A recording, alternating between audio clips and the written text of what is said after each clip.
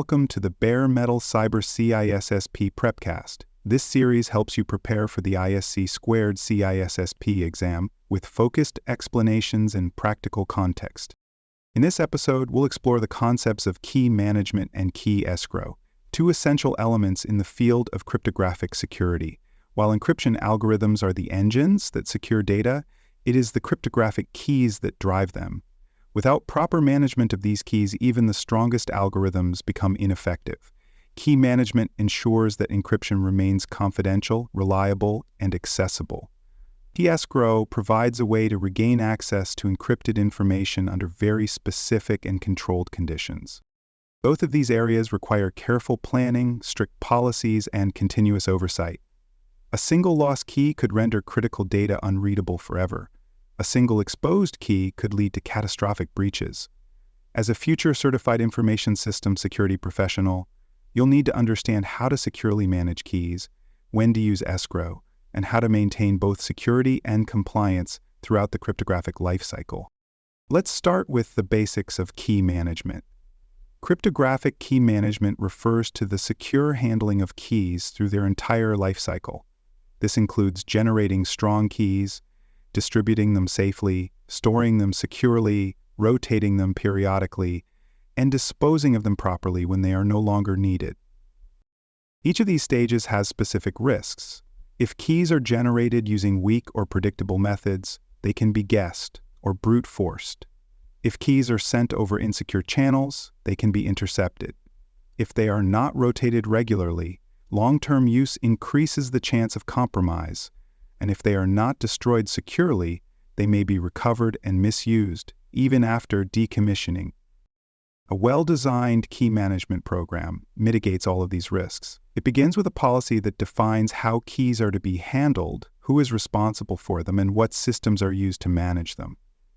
These policies must align with industry standards, regulatory expectations, and the organization's security goals.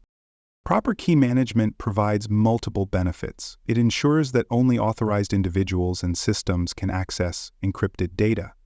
It supports regulatory compliance in sectors such as finance, healthcare, and defense. And it builds trust in the organization's ability to manage sensitive information reliably. Weak key management, on the other hand, can invalidate the protection provided by encryption. If a symmetric key used to encrypt a database is accidentally exposed, the entire database becomes vulnerable, even if the algorithm itself remains mathematically sound. The strength of the system is only as good as the control over its keys. Now let's explore key escrow. Key escrow is the practice of securely storing cryptographic keys with a trusted third party or internal system so they can be retrieved in case of emergency, legal requirement, or key loss. This allows organizations to maintain access to encrypted data even if the original key holder is unavailable or a key becomes inaccessible. Key escrow can be particularly useful in enterprise environments where data must be recoverable regardless of personnel changes, technical failures, or loss of credentials. It is also sometimes mandated by law enforcement or regulatory agencies, particularly in jurisdictions that require lawful access to encrypted information under court orders. However, key escrow introduces additional risks. The act of storing keys, even in encrypted form, creates a new target for attackers. If the escrow system is compromised, attackers could retrieve keys that unlock vast amounts of protected data. If access to escrow is not properly controlled, insiders could misuse the keys.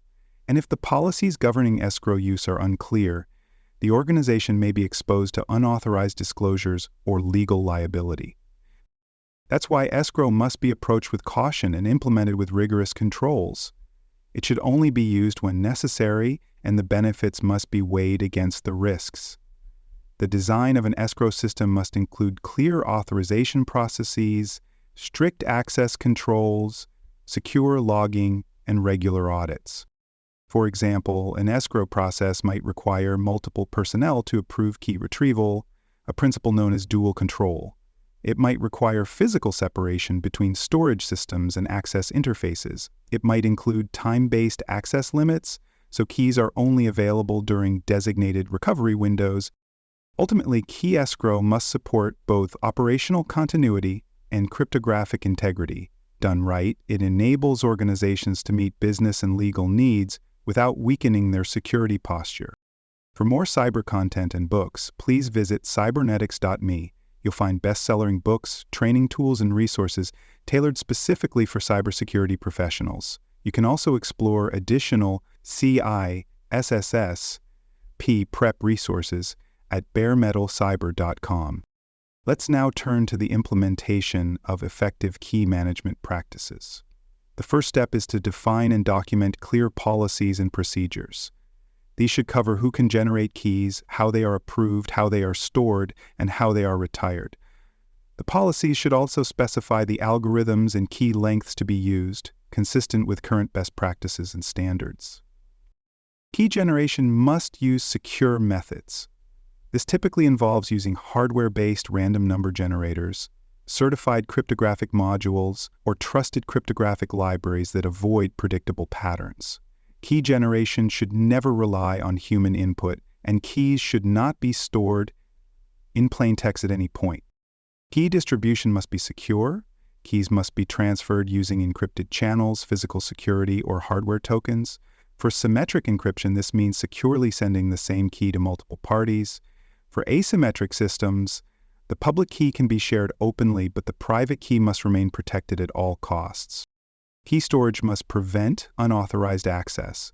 This is often achieved through hardware security modules, known as HSMs, or through software vaults with strong encryption, access controls, and multi-factor authentication. HSMs offer the highest level of protection as they isolate keys from software environments and often meet strict compliance requirements. Key rotation must occur periodically. This limits the impact of key compromise and ensures that cryptographic protections remain fresh and unpredictable. Key lifespans should be based on the data's sensitivity, the algorithm's strength, and industry guidelines. Expired keys should be replaced and securely destroyed to prevent future misuse. Now let's discuss the security controls specific to key escrow. First, access controls are paramount. Only authorized individuals should have access to escrowed keys, and that access must be tightly restricted using role-based access control and multi-factor authentication. Ideally, no single individual should have complete access without oversight. Auditing and logging are essential. Every access to the escrow system must be recorded, including who accessed it, when, why, and whether the retrieval was successful. Logs should be protected from tampering and reviewed regularly by security personnel. Organizations must define clear procedures for when and how keys can be retrieved. This might include emergency access processes, legal escalation paths, and incident response protocols. It should also include documentation requirements for who authorized the access and how it was verified. Regular audits should be conducted to verify that the escrow system is operating as expected. These audits should check for policy violations, unauthorized access, and system vulnerabilities. They should also verify that escrowed keys are still needed and that unused keys are securely removed. Incident response plans should explicitly include scenarios involving escrowed keys. If an access attempt fails, or if a key is used improperly, the response team must know how to isolate the threat, investigate the event, and take corrective action. Now let's discuss how to maintain continuous improvement in key management and escrow systems. Threats change, compliance standards evolve, technology improves. Key management programs must evolve in response. Start with regular policy reviews. Update procedures and controls as new algorithms become standard, as key lengths are adjusted, and as new regulations take effect. Ensure that your policies remain aligned with frameworks such as NIST 857 and FIPS 140-2. Conduct regular assessments of key usage. Identify which keys are actively in use, which are no longer needed, and which should be rotated.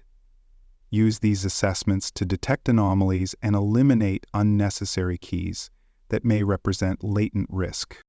Collaborate across departments. Key management is not only a security issue, it affects compliance, business continuity, legal exposure, and application performance. Work closely with legal teams, IT operations, auditors, and business stakeholders to ensure comprehensive support for your cryptographic goals. Maintain up-to-date training. Administrators, developers, and responders must know how to handle keys securely, use HSMs correctly, and respond to incidents involving key exposure or loss. Training should be scenario-based, practical, and reinforced through regular refreshers. Be proactive. Test your key rotation procedures, simulate key recovery events, and validate your response to escrow misuse. These drills reveal weaknesses before they become crises. They also help you maintain confidence in your crypto. Thank you for tuning in to the CISSP Prepcast by Bare Metal Cyber. Visit baremetalcyber.com for additional episodes, comprehensive CISSP study resources, and personalized certification support. Strengthen your understanding of key management and key escrow, and will consistently support your journey towards CISSP certification success.